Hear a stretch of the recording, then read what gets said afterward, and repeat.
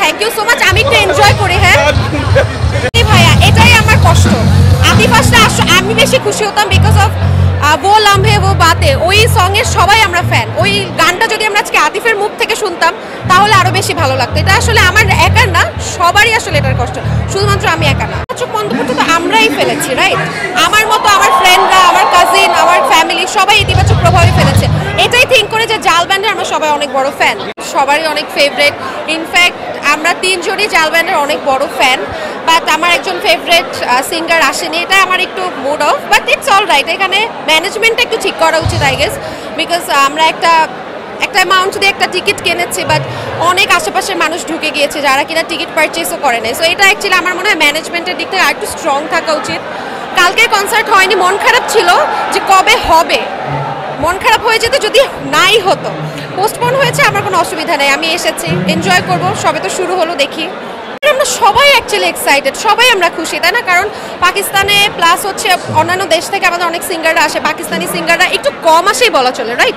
So আমি মনে করি সবাই আসলে আমরা সং অনেক বেশি রিলেট করি, প্রত্যেকটা লিরিক্স আমরা বেশি অনেক রিলেট করি,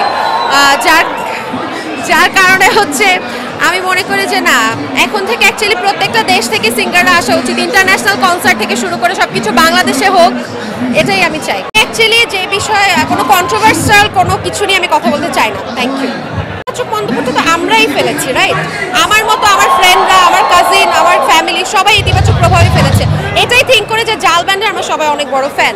আমি অ্যাকচুয়ালি আমি অ্যাকচুয়ালি কন্ট্রোভার্সিয়াল কোনো কিছু নিয়ে, যেটা নিয়ে কোনো কন্ট্রোভার্সি হতে পারে, অ্যাকচুয়ালি এখন ফেসবুক আসলে ভাইরাল হওয়াটা অনেক বেশি ইজি হয়ে গেছে। সো আমি চাচ্ছি না আমার স্পিচে এমন কিছু অ্যাড করতে। আসলে ভাইয়া পলিটিক্স বিষয় চলে যাচ্ছে, আমি চাচ্ছি না পলিটিক্স নিয়ে কোনো কিছু বলতে। একটা কনসার্টে আসছি, এনজয় করতে আসছি, কোনো ধরনের কোনো কন্ট্রোভার্সিয়াল কিছু চাচ্ছি না। ভাইয়া, এটাই আমার কষ্ট। আতিফ আসলে আমি বেশি খুশি হতাম বিকজ অফ वो लम्हे वो बातें, ওই সঙের সবাই আমরা ফ্যান। ওই গানটা যদি আমরা আজকে আতিফের মুখ থেকে শুনতাম তাহলে আরো বেশি ভালো লাগতো। এটা আসলে আমার একার না, সবারই আসলে এটার কষ্ট, শুধুমাত্র আমি একা না। গলা ব্যথা, থ্যাংক ইউ সো মাচ। আমি একটু এনজয় করি। হ্যাঁ না please, thank you thank you thank you. No no no please, এটা আমাকে রিকোয়েস্ট করবেন না, এটা রিকোয়েস্ট করবেন না প্লিজ, বিকজ অফ আমি অলরেডি আমার গলা ভাঙা, আমি চাচ্ছি না এখানে কোনো গান গাইতে। আমি গান শুনতে আসছি, আমি এনজয় করতে আসছি।